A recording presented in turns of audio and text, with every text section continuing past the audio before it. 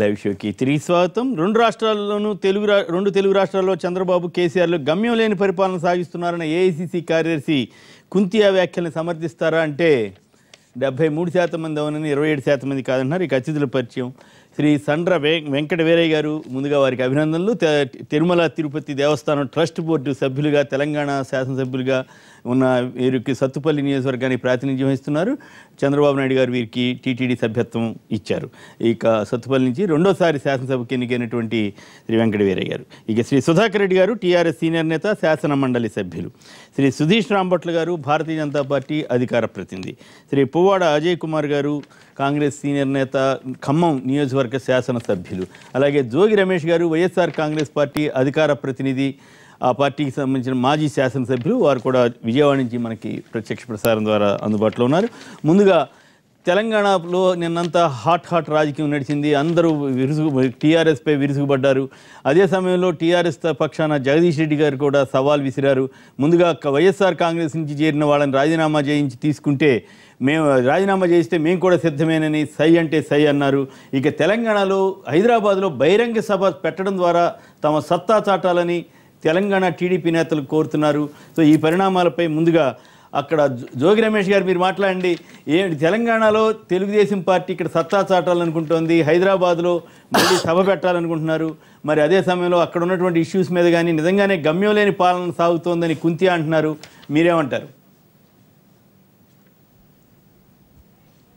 Hello Ramesh గారు మాట్లాడండి. Hello Ramesh గారు చెప్పండి. గమ్యం లేని పాలన సాగుతోందని కాదు. Right, okay. అజయ్ కుమార్ గారు ముందుగా మీరు మాట్లాడండి. ఏమిటి నిజంగానే గమ్యం లేని పాలన? నిన్నంతా హోరాహోరిగా మీరంతా మాట్లాడారు. తెలంగాణ ద్రోహులు అన్నారు. 8 మంది ద్రోహులని లెక్కే చెబుతున్నారు. ఏమిటి ఆ లెక్క, ఏమా కదా? పాలన తెలంగాణలో అయితే పాలన అయితే మాటల్లోనే గమ్యం కనపడుతుంది తప్పితే చేతుల్లో మాత్రం గమ్యం లేని పాలనలాగానే కనపడతా ఉంది. ప్రధానంగా ఇప్పుడు సంవత్సరం అయితే ఉంది, దాదాపు 11 నెలలు అయిపోయింది ప్రభుత్వం ఏర్పడి. ఈ 11 నెలల్లో కూడా ముందు అధికారులు లేరన్నారు. ఐఏఎస్ ఆఫీసర్లు కరువు ఉంది కాబట్టి మేము సరిగ్గా పాలన మీద దృష్టి పెట్టలేకపోతున్నాం అన్నారు. అంతా అయిన తర్వాత ఇప్పుడు మేము పాలన మీద దృష్టి పెట్టాము, ఇప్పుడు అంతా పాలన అంతా గాడిలో పడింది అన్నారు. మేము అడిగేది ఒక్కటే ఏంటంటే, ప్రధానంగా నిన్న కుంతియా గారు చేసిన, మా ఏఐసీ సెక్రటరీ గారు చేసిన విమర్శలో కూడా ఈ 11 నెలల పాలనలో వారు ఏదైతే మేనిఫెస్టోలో హామీలు ఇచ్చి అధికారంలోకి వచ్చిన విషయాలు ఏవైతే ఉన్నాయో ఆ విషయాల మీద ఇంతవరకు వారు గమ్యాన్ని నిర్దేశించుకోలేదనేది క్లియర్గా కనపడతా ఉంది. అది కాంగ్రెస్ పార్టీనే కాకుండా అన్ని రాజకీయ పార్టీల నుంచి కూడా విమర్శల జడి అనేది తెలంగాణ రాష్ట్ర సమితి మీద, ప్రభుత్వం మీద బాగా విపరీతంగా ఉంది. దాన్ని ఎదుర్కొంటానికని చెప్పి నిన్న ఈ ప్లీనరీ మరియు బహిరంగ సభలు దాంట్లో ఒక విజయోత్సవ సభలాగా జరుపుకొని అందులో కేసీఆర్ గారు ప్రధానంగా ఈ నెక్స్ట్ మే నుంచి మేము 2 బెడ్రూమ్ల ఇది పెడతాము, 2 ఏళ్లలో ఉద్యోగాలన్నీ మేము భర్తీ చేస్తాము, లేకపోతే దళితులకి ఇప్పటివరకు 2500 ఎకరాలు మేము ఇచ్చాము, మిగతాది కొనిస్తాము అని చెప్పి కొంత ఈ విమర్శల జడిని ఎదుర్కొంటానికని చెప్పి ఆయనే స్వయంగా రంగంలో దిగి చెప్పడం జరిగింది. KG to PG విద్య కూడా మేము వచ్చే సంవత్సరం నుంచి మొదలు పెడతామని చెప్పడం జరిగింది. అయితే ఇప్పుడు తెలంగాణ టీడీపీ నేతలు వాళ్ళ సత్తా దాడటానికి హైదరాబాద్ పెరేడ్ గ్రౌండ్లోనే మీటింగ్ పెడతా ఉన్నారు. మరి అట్లాంటి ఆలోచన చేసే ధైర్యం మీ పార్టీకి కూడా ఉందా? ఇప్పుడు ఏ రాజకీయ పార్టీ అయినా సరే, అది తెలుగుదేశం పార్టీ కానివ్వండి, లేకపోతే కాంగ్రెస్ పార్టీ కానివ్వండి, లేకపోతే ఇతర పార్టీలు కానివ్వండి, ఆ పార్టీల యొక్క సత్తాలు చాటడానికి అధికారంలో ఉన్నప్పుడు వారి బలాన్ని నిరూపించుకోవడానికి, ప్రతిపక్షంలో ఉన్నప్పుడు ఉనికిని కాపాడుకోవడానికి బహిరంగ సభలు అనేది సర్వసాధారణం. అయితే జనరల్ ఎలక్షన్స్ వచ్చినప్పుడే ఇట్లా భారీ బహిరంగ సభలు పెట్టడం అట్లాంటివి జరుగుద్ది. మిగతా టైంల్లో పార్టీ మహాసభలు లేకపోతే అట్లాంటివి జరుగుతాయి. కానీ ఇప్పుడున్న పరిస్థితుల్లో అటు తెలుగుదేశం పార్టీకి ప్రధానంగా తెలంగాణ రాష్ట్రంలో ఒక ఉనికికి సంబంధించిన విషయమే కానివ్వండి, లేదా వారి ఎమ్మెల్యేలు ఎక్కువగా వారి మీద డిఫెక్షన్ అట్రాక్షన్ ఎక్కువ ఉంది కాబట్టి గుంజుకునే శక్తి వాళ్ళ మీద ఎక్కువ ఉపయోగిస్తూ ఉన్నారు కాబట్టి వాళ్ళు 9 పోయారు, మీ దగ్గర 9 పోయారు, మా దగ్గర 9 ఎక్కడ పోయారు, 3 కదా, 9 పోయారు. సో మొదటి దాకా దగ్గర 3, మొన్న ఒకడు పోయారు 4. సో అయితే చంద్రబాబు గారు ఒక జిల్లాలో ఒక సభ పెడితే ఒకళ్ళు లాగేస్తాం అంటున్నారు. ఇప్పుడు అది మరి పెద్ద సభ పెడితే ఎంతమంది లాగుతారు? సరే, అయితే ఇందులో ప్రధానంగా ఏంటంటే ఏంటంటే ఎక్కువ శాతం వాళ్ళు కాన్సన్ట్రేషన్ టీఆర్ఎస్ ఓవరాల్ వ్యూ ఎట్లా కనపడుతుందంటే తెలుగుదేశాన్ని పూర్తిగా నిర్వీర్యం చేయాలి ఈ రాష్ట్రంలో. 2019 విజన్ అని కూడా 2019 విజన్ అని కూడా చెప్తా ఉన్నారు. సో అటు మొత్తం ఒక పక్కన వైట్ వాష్ అంటున్నారు, ఎల్లో పార్టీని వైట్ వాష్ చేస్తామని చెప్పి. ఇవన్నీ వాళ్ళ కాన్సన్ట్రేషన్ అంతా కూడా ఈ రీజనల్ పార్టీ ఉండాలి అంటే ఒకటే రీజనల్ పార్టీకి గ్యాప్ మన ఇది ఉంటుంది కాబట్టి రెండో రీజనల్ పార్టీ ఉండకూడదు అనే ఉద్దేశంతో వాళ్ళు ప్రయాణం చేస్తూ ఉన్నారు. కానీ కాంగ్రెస్ పార్టీని మమ్మల్ని మాత్రం ప్రధాన ప్రతిపక్షంగానే వాళ్ళు గమనిస్తూ ఉన్నారు. థ్రెట్ ఏదైతే ఉందో అది మాతోనే ఉంటుంది అనేది కూడా టీఆర్ఎస్ కానీ కాంగ్రెస్. రాహుల్ గాంధీ సో ఆబ్వియస్ గా మీ పని వాళ్ళు చేసి పెడుతున్నారు అట్లయితే. సో ఆబ్వియస్ గా ఇప్పుడు ఏంటంటే వాళ్ళు మాటల దాడి ఏదైతే ఉందో వాళ్ళు బాగా విపరీతంగా ఉండాలి. దాంట్లో నిన్న మా కుంతియా గారు కూడా చేరి ఈ మాటల దాడి జడిలో మేము కూడా ఇరుక్కున్నాం. సో అయితే అప్పటికి మా మీద కొంత ప్లీనరీలో వాళ్ళని వదిలేసి కేసీఆర్ గారు కాంగ్రెస్ మీద కొంచెం ఎక్కువ కాన్సన్ట్రేట్ చేసిన, మళ్ళీ బహిరంగ సభకు వచ్చేటప్పుడు మళ్ళీ తెలుగుదేశం పార్టీ వాళ్ళ అసలు అజెండా. చంద్రబాబు గారు మాట అన్నారు, అసలు తెలంగాణలో మిగులు వచ్చిందంటేనే నా వల్ల కాబట్టి మొత్తం తెలంగాణలో అధికారంలోకి వస్తా ఉంటున్నారు, మీకు అప్పుడు ఛాన్స్ ఉంటుందా? నాకు తెలిసి అంటే అది సరే అత్యాశే కావచ్చు చంద్రబాబు నాయుడు గారు తెలంగాణలో అధికారానికి రావటం అనేది. ఎందుకంటే ఆ పార్టీ తెలంగాణలో చాలా బలహీనపడింది అనేది అయితే వాస్తవమైన విషయం. రెండోది కాంగ్రెస్ పార్టీ సంస్థాగతంగా కాకుండా తెలంగాణ ఇచ్చిన నేపథ్యంలో తెలంగాణ రాష్ట్రంలో భవిష్యత్తు ఉంది అంటే అది కాంగ్రెస్ పార్టీకి ప్రధాన ప్రతిపక్షమే కాకుండా రేపు అధికారంలో రావడానికి కూడా కాంగ్రెస్ పార్టీకి ఎక్కువ అవకాశం. రమేష్ గారు మీరేమంటారు? ఆంధ్ర నుంచి మాట్లాడుతున్న నేతగా ఇక్కడ తెలంగాణలో మేము అధికారంలోకి వస్తామని వాళ్ళు ఇక్కడ సత్తా చాటుకోవాలని తెలంగాణ టీడీపీ నేతలు గట్టిగా ప్రయత్నం చేస్తున్నారు. మరి అదే సమయంలో పాలన మీద విమర్శలు రకరకాలుగా చేస్తున్నారు, మీరేమంటారు? గుడ్ మార్నింగ్ శ్రీనివాస్ గారు. నమస్కారం. మాట్లాడండి. తెలంగాణ గురించి చెప్పంటారు సార్? మా ఆంధ్రప్రదేశ్ ఇష్టం, మీరే ఏదైనా చెప్పండి. మీరు చంద్రబాబు గారి పాలన గమ్యంతో నడుస్తోందా, గమ్యం లేకుండా నడుస్తోందా? చంద్రబాబు నాయుడు గారి పరిపాలన ఇక గమ్యం దాకా కాదు సార్, గమనంలోకే రాలేదు సార్. అడుగులు వేసే పరిస్థితిలో కూడా రాలేని పరిస్థితి మీరు చూస్తూ ఉన్నారు. 11 నెలల తెలుగుదేశం పార్టీ పరిపాలనలో సరైన విధానం అంటే ఆయన మేనిఫెస్టోలో చెప్పిన విధానం కానివ్వండి, ఆయన ప్రమాణ స్వీకారం అప్పుడు 5 వాగ్దానాలు చేశారు, అవి నెరవేర్చుకునే దిశలో కానివ్వండి, ఏ ఒక్క వాగ్దానం కూడా ఆయన నెరవేర్చుకునే పరిస్థితి ఈ రోజు వరకు కూడా లేని పరిస్థితులు మనం గమనిస్తూ ఉన్నాం. 11 నెలల కాలంలో ప్రభుత్వం మీద ప్రజల నుంచి వస్తున్న రియాక్షన్ కానివ్వండి, ఇవన్నీ చూస్తూ ఉన్నాం. తెలంగాణలో సంగతి దేవుడు కానీ తెలుగుదేశం పార్టీ పరిస్థితి అక్కడ దణనీయంగా అంటే చాలా దిగజారిపోయి ఉన్న పరిస్థితులు మనం గమనిస్తాం. కానీ ఆంధ్రప్రదేశ్లో తెలుగుదేశం పార్టీ ప్రభుత్వం ఉండి 11 నెలల ముఖ్యమంత్రి గారు ఇంతవరకు మొట్టమొదటి వాగ్దానాన్ని కూడా ఆయన నెరవేర్చుకోవడంలో విఫలమైన పరిస్థితులు మనం చూస్తూ ఉన్నాం. రైతు రుణమాఫీ అని చెప్పారు. ఆ రుణమాఫీ అసలు కనీసం పత్రికా ప్రకటనలలో వాళ్ళు చెప్పుకోవడానికి పనికొస్తుంది కాబట్టి మేము రైతు రుణమాఫీ చేసేసామని చెప్పేసి పెద్ద పెద్ద పేపర్ హోర్డింగ్స్ ఇవన్నీ తప్పితే రైతుల్లో ఇంతవరకు కూడా రైతు రుణమాఫీ జరగని మాట వాస్తవం, జరగలేదు. అది చేయలేరు. దశల వారీగా చేస్తామన్నారు. మొదటి దశ అయిపోయిందన్నారు. ఆ మొదటి దశ అయిపోయిన దాంట్లో కూడా ఈ రోజు వరకు కూడా రైతులు మొదటి వాగ్దానాన్ని నిలబెట్టుకోలేకపోయాడు చంద్రబాబు నాయుడు గారు అనేది ముక్త కంఠంతో చెప్తున్న విషయాన్ని మనం చూసాం. ఇంటికి ఒక ఉద్యోగం ఇస్తానని చెప్పేసి వారు నమ్మబలికారు. కనీసం ఇంటికి ఒక ఉద్యోగం కాదు కదా, ఉన్న ఉద్యోగాలే తీసేసిన పరిస్థితులు మనం చూసాం. నిరుద్యోగ భృతి 2000 రూపాయలు ఇస్తానని చెప్పేసి ప్రతి నిరుద్యోగికి ఇస్తానని చెప్పిన వాగ్దానాన్ని 11 నెలల కాలంలో ఒక నిరుద్యోగికైనా కానీ ఇవ్వలేకపోయారు. ఇవన్నీ కూడా చూస్తూ ఉన్నాం. ఇవన్నీ కూడా పాలన గాడిలో పడలేదండి. అసలు గాడిలో పట్టడం కూడా కాదు, గమనంలో కూడా రాని పరిస్థితులు మనం చూస్తూ ఉన్నాం సార్. ఎందుకు రోజు జనంలో తిరుగుతా ఉంటే జనంలో లేరంటారు మీరు? ఆయన రోజు సభలు ఎక్కడ పడి ఏ జిల్లాకు పడితే ఆ జిల్లాకి వెళ్తూ ఉంటే మీరు అసలు జనంలోనే లేరంటే ఎట్లా? రైట్. జనంలో సభలలో ప్రసంగాలు వేరు సార్.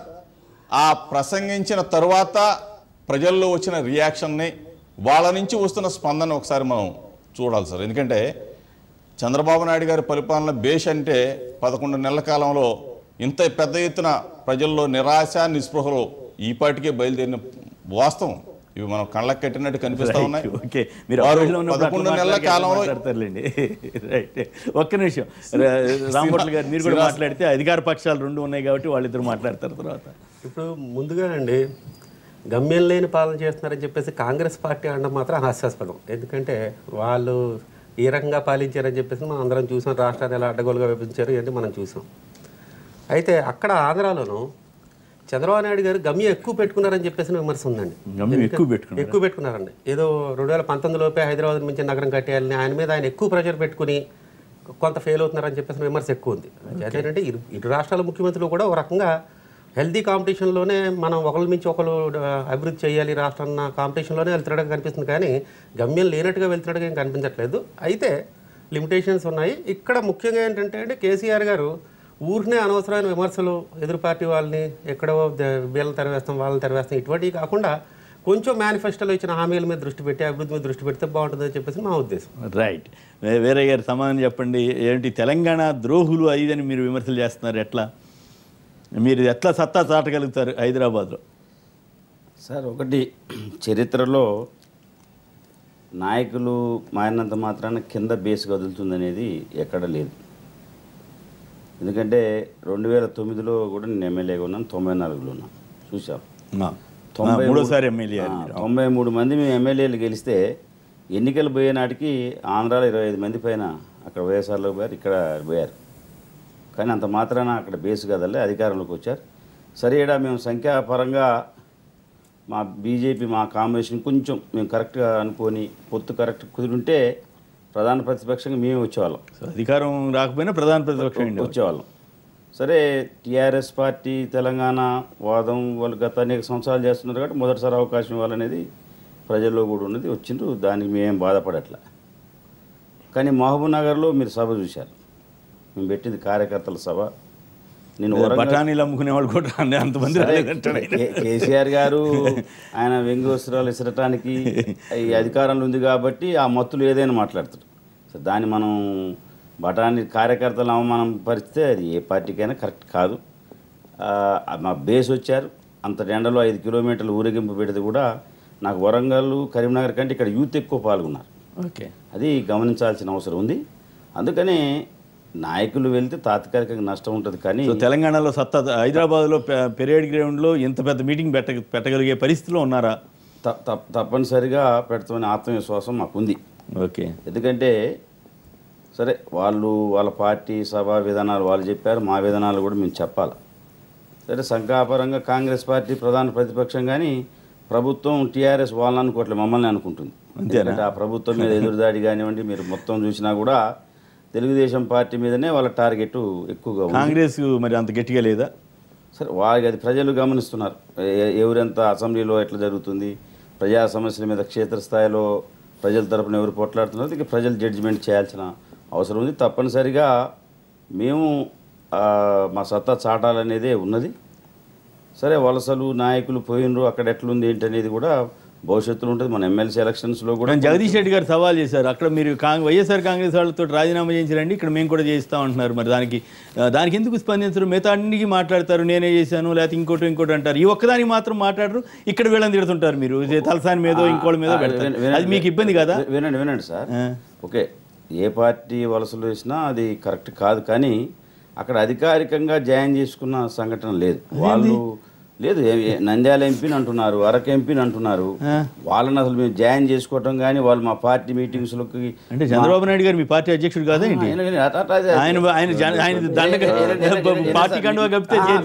మీకు అదే చెప్పబోతున్నా. ఆ సంఘటన వచ్చిన తర్వాత మళ్ళీ వాళ్ళు ఇరువురు కూడా అట్లని కూడా కర్నూలు ఆమె కూడా జాయిన్ కావడానికి వచ్చింది, నేను అందుకు కాదు అభివృద్ధి కోసం అన్నారు. అవును, ఆవిడికి కండువా కప్పలేదు, ఈయన కప్పారు కదా. వీళ్ళు ఇద్దరు మహానాడులో కూడా పాల్గొన్నాడు కదా, ఎస్పీ రెడ్డి గారు అయితే మహానాడులో కూడా వచ్చారు. వినండి సార్, అదే మేము చెప్పేది ఏమంటున్నామంటే వాళ్ళు డెవలప్మెంట్ ప్రోగ్రామ్స్ మేము వచ్చాము, మేము ఇంకా అధికారికంగా చేరలేదని వాళ్ళు ఇచ్చారు. మరి ఇక్కడ ఆ పరిస్థితి కాదు తెలంగాణలో. మేము ఎందుకంటున్నాం సార్, వీళ్ళు ఉద్యమ పార్టీ అని చెప్పారు. అవును, ఇక్కడ నేపథ్యం మీరు గమనించండి. వీళ్ళు కాంగ్రెస్ పార్టీ మీద అదే విధానంతో వీళ్ళు వచ్చారు. గతంలో మేము కూడా వలసలు 93 మంది. అవును, ఎందుకు భయపడాలి? మీరు మాత్రం అక్కడ ఇద్దరిని రాజీనామా చేయించండి, తీసుకురండి. అప్పుడు మీకు నైతికంగా చాలా ఇదిగా ఉంటుంది కదా. మేము చెప్పేది అదే సార్. ఇప్పుడు మీరు మీకు కేసీఆర్కి తేడా ఏమిటి?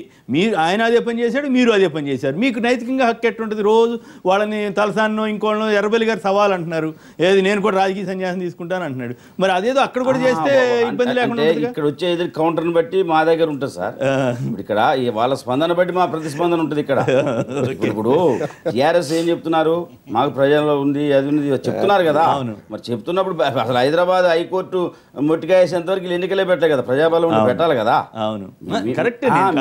ఏమంటున్నారంటే సరేనండి, భారతదేశ రాజకీయాల్లో మా పార్టీ శాసనసభాపక్ష అనుమతి లేకుండా ఒక మంత్రివర్గంలో సభ్యుడు చేసిన చరిత్ర ఉందండి? ఎక్కడ లేదు. అది వాస్తవం. మేము ఇచ్చామా? అది వాస్తవం. మేము లేక ఇచ్చామా? మా పార్టీ తీర్మానం చేసింది ఆ మంత్రివర్గంలో కలుస్తుందని.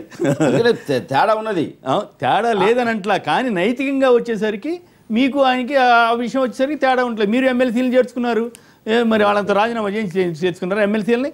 చైతన్య రాజు కానీ ఇంకోళ్ళు కానీ 10 మందిని చేర్చుకున్నారు కాంగ్రెస్ వాళ్ళంతా. ఏంటంటే లాస్ట్ మూమెంట్ లో ఏమంటానంటే మౌలికంగా వీరే గారు అటువంటి వాళ్ళు అట్లా మాట్లాడు. నేనేమంటున్నానంటే బీజేపీ వాళ్ళు కూడా అటే చేశారు. మన కంచెడు సత్యనారాయణ చేస్తే రాజీనామా చేయమని అడగలే కనీసం. బీజేపీ వాళ్ళు కూడా అంతే. అందరూ అన్ని పార్టీలు అట్లా అయిపోతే కంచెడు సత్యనారాయణ రాజు గారు. సరే, ఇప్పుడు గతంలో ఏంటంటే సార్, ఇప్పుడు తెలుగుదేశం పార్టీ కానీ టీఆర్ఎస్ కానీ కాంగ్రెస్ పార్టీ ఉమ్మడిగా ఉన్నప్పుడు ఈ వలసల వల్ల నష్టపోయి అనేక పద్ధతుల్లో మనం మాట్లాడిన వాళ్ళమే. కానీ అది మర్చిపోయి మనం ఒక డిఫరెంట్ వేలో నేను కొత్త తరహా పద్ధతిలో రాజకీయాలు నడుపుతా, కొత్త తరహా పరిపాలన, అన్నింటిలో నేను తెలంగాణ అనే ఒక పదాన్ని చూపించి ఆ పద్ధతిలో ఉన్న క్రమంలో ఇక్కడ మనం ప్రశ్నించాల్సిన పరిస్థితి. రైట్. సుధాకర్ రెడ్డి గారు సమాధానం చెప్పడానికి తెలంగాణ ద్రోహులు 8 మంది ఉన్నారని లెక్కే చెప్పారు షబ్బీర్ అలీ గారు కానీ వాళ్ళంతా. ఎట్లా తెలంగాణ ద్రోహుల్ని ముందు వరుసలో కూర్చోబెట్టారు? హైదరాబాద్లో సత్తా చూపుతామని వీళ్ళు అంటున్నారు. సత్తా చూపించగలుగుతారా లేదా తెలంగాణ టీడీపీ? మొదలు మాత్రం గమ్యం లేనటువంటి యొక్క ప్రభుత్వాలు అనేటువంటి ఒక మాట కుంతియా గారి వ్యాఖ్య మీద మాట్లాడదాం. ఎందుకొరకంటే అంత పెద్ద జాతీయ పార్టీ అయినటువంటి కాంగ్రెస్ పార్టీకి ప్రతినిధి అయిన అటువంటి వ్యక్తి ఆ విధంగా మాట్లాడితే ప్రజలందరూ అసహించుకునేటువంటి యొక్క పరిస్థితి వస్తుంది. ఎందుకంటే గమ్యం లేకుండా పరిపాలన సాగించి అపహాస్యాల పాలైనటువంటి ఒక పార్టీ కాంగ్రెస్ పార్టీ. కాబట్టి అందుకొరకే మేము గమ్యంతో పోతున్నాం. కాబట్టి మా ముఖ్యమంత్రి కాదు పదవీ బాధ్యతలు స్వీకరించిన మరుక్షణమే కొత్త వరోడిలో కొత్త పంతాలో ప్రభుత్వ పాలన సాగుతుంది. మేము గతంలో ఎన్నికలలో హామీలు ఇచ్చినటువంటి ఏవైతున్నాయో ఆ హామీలన్నిటి కూడా నెరవేరుస్తాము అనేటువంటి ఒక మాట. దీంట్లో మీరు చూడండి, రైతులకు 1 లక్ష లోపు ఉండేటువంటి ఒక పంట రుణాలు మాఫీ చేస్తామనేటువంటి ఒక మాట చెప్పినాం. దానికి అనుగుణ్యంగా మొన్న బడ్జెట్లో 4,250 కోట్లు రిలీజ్ చేసినాం. రెండవ బడ్జెట్లో 4,250 కోట్లు రిలీజ్ చేసినాం. కాబట్టి మాట కట్టుబడి ఉండి పరిపాలన సాగించేటువంటి ఒక ప్రభుత్వం టీఆర్ఎస్ ప్రభుత్వం. కాబట్టి దీంట్లో ఎవరం కూడా ఇలా ప్రజలందరూ కూడా అంత స్వచ్ఛందంగా లక్షల జనం రేవంత్ రెడ్డి గారి వ్యాఖ్యల మీద కానీ రేవంత్ రెడ్డి గారి మాటల మీద కానీ ప్రజలకు నమ్మకం లేకుండా పోయింది. ఎందుకంటే దాని మీద వీరయ్య గారు ఇప్పుడు మీరు మాట్లాడిన మేము చూసినాం. ఎందుకంటే మీరు 3 సార్లు శాసనసభకు ఎన్నికైనటువంటి ఒక వ్యక్తి, అందులో ప్రత్యేకంగా వామపక్ష భావాలు కలిగినటువంటి ఒక సత్తుపల్లిలో మీరు శాసనసభకు ఎన్నికైన మూడు పర్యాలు గెలిచారు. కాబట్టి మీకు ఒక విలువ ఉంటుంది అనేటువంటి ఒక మాట. అందుకొరకే మీరే తత్తరపడుతుండ్రు. ఎందుకొరకంటే నేచురల్గా ఎందుకంటే ఒక భావంతో వచ్చిన తర్వాత మనం చేస్తున్న పని ఏమిటి అనేటువంటిది మా చంద్రబాబు ఇట్టెట్లా చేసే అనేటువంటిది మనసు మాత్రం చీవు కంటనే ఉన్నది.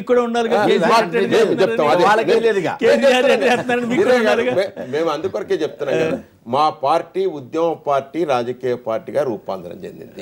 మేము మొదటి నుంచి కూడా చెప్తున్నాం, తెలంగాణను బంగారు తెలంగాణ మార్చుకోవాలి. ఇంతవరకేమో తెలంగాణ రావాలనేటువంటి ఒక కాంక్షతోటి తెగించి పోరాటం చేసి తెలంగాణ సాధించుకున్నాం.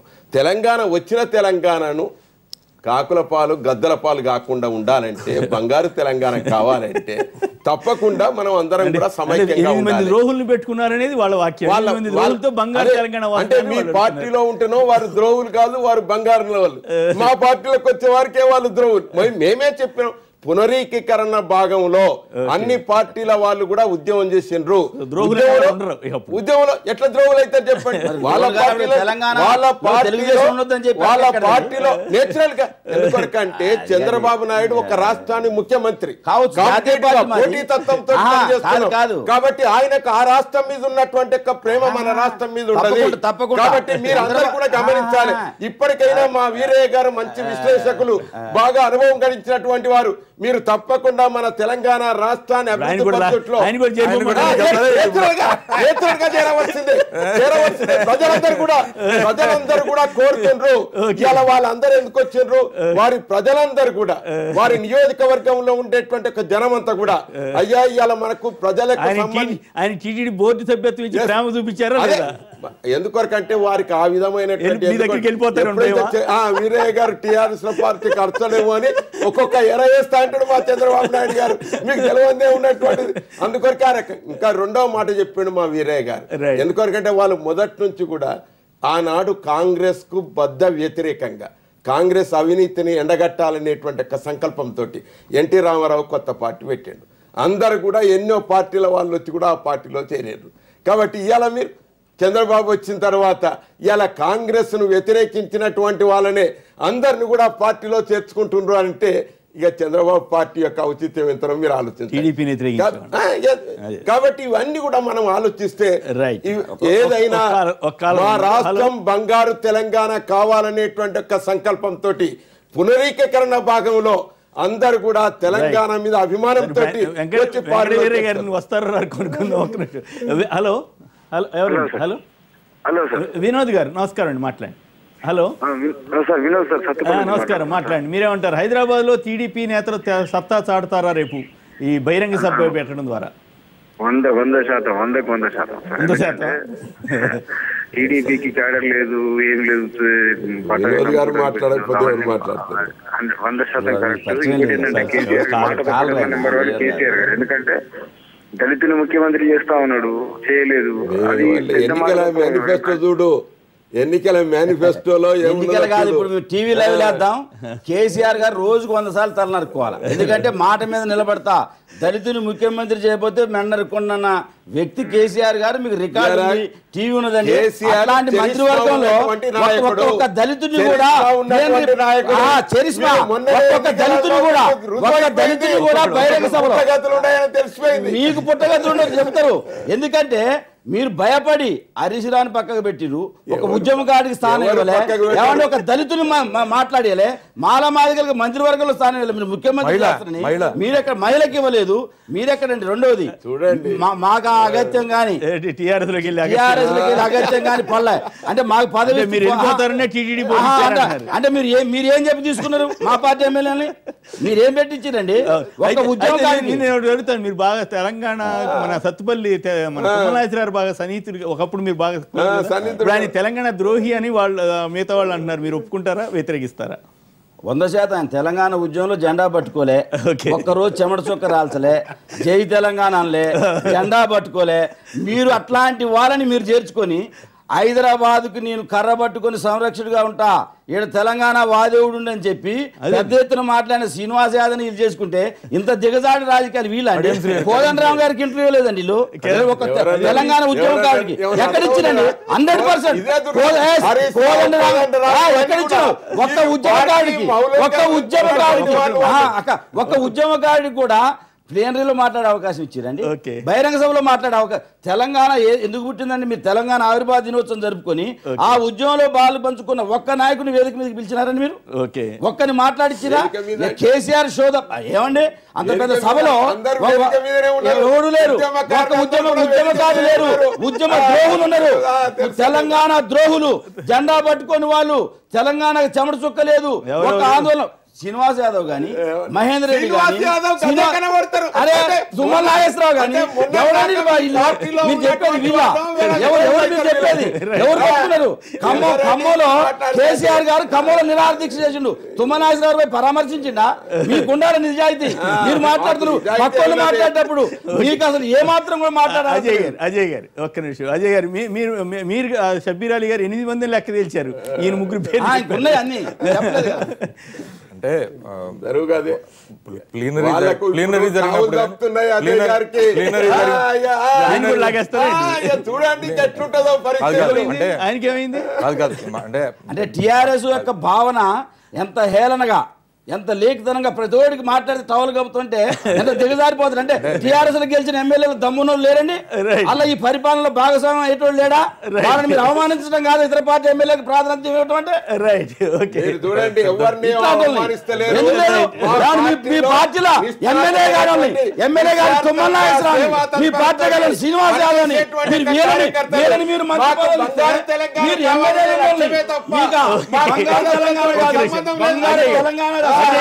అజయ్ గారు ఒక్క నిమిషం. అజయ్ గారు పెద్దలు ఎమ్మెల్సీ గారు అసలు ఇంత బహిరంగంగా డిఫెక్షన్ని ఎంకరేజ్ చేసే పార్టీ బహుశా ప్రజాస్వామ్యంలో భారతదేశ చరిత్రలో ఎక్కడ లేదు. అయితే పార్టీలో సరే పార్టీల అవసరం ఒక్క నిమిషం పార్టీ ఒక్క నిమిషం పార్టీల అవసరాల రీత్యా లేకపోతే ఆ వ్యక్తుల అవసరాల రీత్యా పార్టీలు మారటం సహజమే, కానీ ఇంత నిస్సిగ్గుగా కండవ వేసే తీరుతాం, లేకపోతే నిన్ను మార్చే తీరుతాం, లేకపోతే బిడ్డ నీ అంతు చూస్తాం, లేకపోతే నీ నియోజకవర్గంలో అభివృద్ధి జరగదు, లేకపోతే నీ పనులు జరగవు. నన్ను చెప్పని కాంగ్రెస్ వాళ్ళు చేసిన సంస్కృతి నన్ను చెప్పని కాంగ్రెస్ పుట్టి ఎన్ని సంవత్సరాలు దీనికి వారు ఒకవేళ గనక ఇవాళ మందబలం ఉంది, తర్వాత నిన్నటి వరకు ఉద్యమం ముసుగు ఉంది కాబట్టి ఏది మాట్లాడినా కూడా చెల్లుతుంది అనుకుంటే మాత్రం కరెక్ట్ కాదు. ప్రజాస్వామ్యంలో ప్రజాస్వామ్య విలువల్ని దృష్టిలో పెట్టుకొని ఇప్పుడు మీకు 63 మీకు న్యాచురల్ ఇది వచ్చింది, ఇంకా 10 మందిని గుంజారు, 73 75కి అయ్యారు. ఆల్రెడీ ఎంఐఎం 7 సపోర్ట్ ఉండనే ఉంది. అయినా మీకు ఎందుకు ఇంత అభద్రత, ఇంకా గుంజాలనే పరిస్థితి ఎందుకు ఉంది అంటే కారణం ఏంటంటే ఏదో insecurity within the house there is some problem, ఆ within the house problem ఏమైతే ఉన్నదో అది మొన్న ప్లీనరీలోను బహిరంగ సభలో స్వచ్ఛందంగా అందరికి కనపడింది. సో అందుకని చెప్పి ఇంకా కావాలి, ఇంకా గుంజాలి. నేనేమంటున్నా అంటే సండ్ర వెంకట వీరయ్య గారు చెప్పిన దాంట్లో ఒక పాయింట్ ఉంది. ఏంటంటే తెలంగాణ ఉద్యమం కోసం లాఠీలు దెబ్బలు తిన్నోళ్ళు, తూటాలు దెబ్బలు తిన్నోళ్ళు, లేకపోతే రక్తాలు గార్చినోళ్ళు, లేకపోతే అన్ని పోగొట్టుకుని 100 కేసులు మీద పెట్టించుకున్నోళ్ళు ఎవరైతే ఉన్నారో వాళ్ళు ఎంతమంది మీ క్యాబినెట్లో ఉన్నారు? నెంబర్ 1. నెంబర్ 2 ఉద్యమం కనీసం సరే క్యాబినెట్లో లేరు, క్యాబినెట్లో లేకపోయినా ముందు వరుసలో కూర్చోబెట్టుకో, ఇటు ఒక ఇద్దరిని, అటు ఒక ముగ్గురును, అటు ఒక 5గురును ఉద్యమం చేసిన చరిత్ర ఉన్న ఎవరున్నారో వాళ్ళని కూర్చోబెట్టుకోవాలి. అది లేదు ఇది లేకుండా ఇది అది లేకుండా ఇంకా మిగిలింది ఏంటి? క్యాబినెట్ లో క్యాబినెట్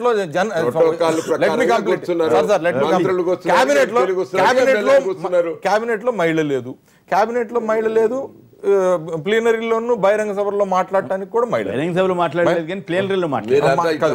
అంటే మీకు ప్రజాస్వామ్య విలువలు ఎంతవరకు ఉన్నాయనేది మీ పోకడ అర్థమవుతుంది. సురేష్ గారు జనరల్ గా అండి భారతీయ జనతా పార్టీ వలస రాజకీయాలు ప్రోత్సహించదు. చూస్తే కనుక సురేష్ ప్రభు ఏం చేశారు? సురేష్ ప్రభుని ఎట్లా తీసుకుపోయారు?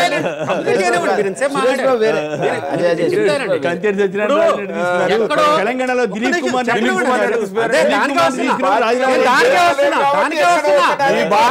మీ భారతీయ జనతా పార్టీ దానికే వస్తున్నా.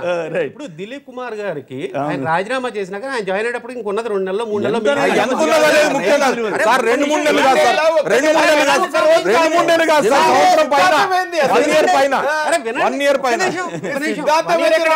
ఎలక్షన్ ముందే వచ్చాడు ఆయన. ఎలక్షన్ ముందే కాదండి, ఎలక్షన్ తర్వాత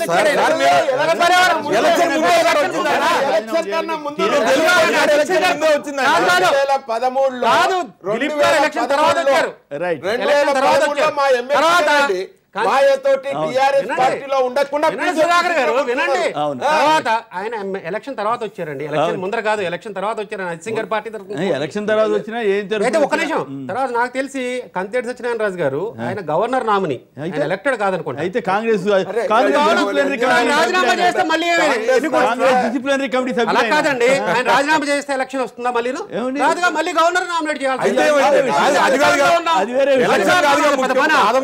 అధికారం పంచుకుంటున్నాం, అది పెద్ద పని చేయించండి మరి. అదే ఎన్నిక అయితే చేయించండి, గౌరవం కాదు. ఉంది కదా. నేను ఒక నిమిషం ఎన్టీ రామారావు గారు పార్టీ పెట్టినప్పుడు ఏం చేశారు తెలుసా? 4 ఎమ్మెల్యేలు వచ్చారు, 4 రాజీనామా చేయండి అంటే 3 వెనక్కి వెళ్ళిపోయారు. ఒక నాయుడు బాసురావు ఒకలే చోట ముళ్ళుతోట తీయాలన్న సిద్ధాంతంతో ఒక్కో చోట చేస్తున్నాం కానీ బై అండ్ లార్జ్ జనరల్ గా కనుక మీరు అబ్జర్వ్ చేస్తే ఒక్కోటితో కేంద్రంలో అధికారం పోగొట్టుకున్న పార్టీ మాది. ఇప్పుడు మన ఢిల్లీ ఎన్నికల ముందర కూడా చూడండి, మేము తలుచుకుంటే అవతల పార్టీ ఎమ్మెల్యేలు కొనడం పెద్ద పని కాదు. మేము కేంద్రంలో అధికారంలో ఉన్నాం. ఎన్నికల ముందర నేను చెప్పేది. అయినా ఎన్నికలకి వెళ్ళాం. జనరల్ గా బై అండ్ లార్జ్ మనం పేపర్లో కూడా చూసాము, గెలుస్తామని ఉత్సాహం కాదు, మాకు ముందర నుంచి డౌట్స్ ఉన్నాయి. అయితే ఏంటంటే by and large principles follow అయ్యే పార్టీ భారతీయ జనతా పార్టీ. ఎక్కడో ఇక్కడ అక్కడ ఉంటాయి రాజకీయాలు అన్నాక తప్ప బై అండ్ లార్జ్ మీరు ఏరారు కాబట్టి అంటే వీళ్ళందరికన్నా అలా కాదు. బై అండ్ లార్జ్ మీరు రమేష్ గారు మీరు ఏదో మాట్లాడాలన్నారు. రమేష్ గారు శ్రీనివాసరావు మాట్లాడండి. వలసల గురించి మాట్లాడే ముందు అంటే వీరయ్య గారు ఉన్నారు పెద్దలు, అక్కడ తెలంగాణలో ఒక విధంగా ఆంధ్రప్రదేశ్లో ఒక విధంగా చేయటంలో న్యాయం ఉందని చెప్పేసి తెలుగుదేశం పార్టీ అధ్యక్షుడు చంద్రబాబు నాయుడు గారు భావిస్తున్నారు అనేది నేను ఆయన్ని అడుగుతాను. ఎందుకంటే తెలంగాణలో సంతలో పశువుల్లాగా మా ఎమ్మెల్యేలని కొంటా ఉన్నారనేది మీ వాదన. మరి ఇక్కడికి వచ్చేసరికి ఆంధ్రప్రదేశ్లో వచ్చేసరికి మీరు ఇందాక అడిగారు, అరకు ఎంపీ గారి విషయంలో కానివ్వండి, నంద్యాల ఎంపీ గారు ఎస్పీ రెడ్డి గారి విషయంలో కానివ్వండి, మీ వైఖరి చెప్పకుండా ఇక్కడ ఒక విధంగా అక్కడ ఒక విధంగా 2 విధాలుగా మాట్లాడటంలో మీ అభిప్రాయాలు చెప్పమని చెప్పేసి నేను అడుగుతాను. ఎందుకంటే చంద్రబాబు నాయుడు గారు అంటే ఆయన విలువలతో కూడుకున్న రాజకీయ నాయకుడు అయితే ఇక్కడ ఈ విధంగా ప్రోత్సహించడంలో అర్థం మరి అక్కడేమో మా ఎమ్మెల్యేలని సంతల్లో పశువులు లాక్కుంటున్నారని చెప్పి అక్కడ మాట్లాడటం, ఇక్కడ మా పార్టీ తరఫున గెలిచిన ఎంపీలని తీసుకొచ్చి పక్కన కూర్చోబెట్టుకొని మీరు బహిరంగ సభల్లో మాట్లాడినప్పుడు మీకు అనిపించలేదా అని చెప్పేసి అడుగుతా ఉన్నారు. మీరు ఏ విధంగా ట్రీట్ చేస్తారని చెప్పమని చెబుతాం. రైట్, ఒక్క నిమిషం. చంద్రబాబు కేసీఆర్లు గమ్యం లేని పరిపాలన సాగిస్తున్నారన్న ఏఐసీసీ కార్యదర్శి కుంతియా వ్యాఖ్యలను సమర్థిస్తారా అంటే 71% మంది అవునని, 29% కాదంటున్నారు. ఇప్పుడు చిన్న విరామం తర్వాత లైవ్ షో కొనసాగుతుంది.